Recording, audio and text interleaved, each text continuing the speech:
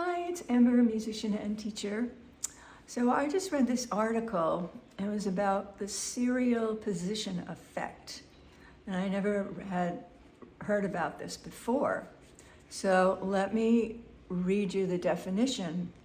The serial position effect is a psychological phenomenon describing how you tend to recall the first and last items in a list better than the middle items. The first items get stored in long-term memory, and the last items are more recently recalled. So it's called the primary effect, the tendency to remember items at the beginning, and the recency effect is the tendency to remember the most recent items. So how can we apply this to practicing piano?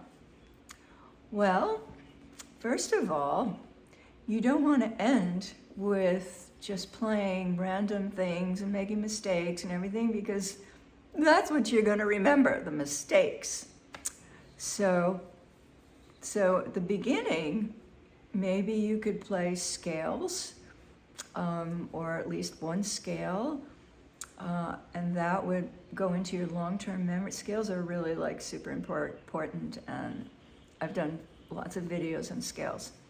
Anyway, you could start with a scale or some warm-up so that your fingers become loosened and can be able to play those runs. And then the last thing that you should play is maybe something that you really worked on, say this difficult passage, one phrase that was really hard to get.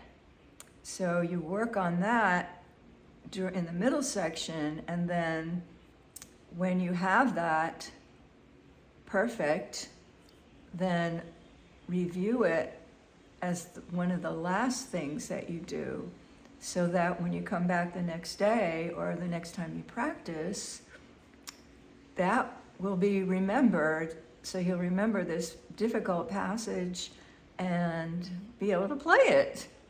Wouldn't that be great? So remember the serial position effect. The first thing in a list is remembered much more than the middle section, and then the last thing is remembered much more than the middle section. So try that as a practice tip. Happy learning.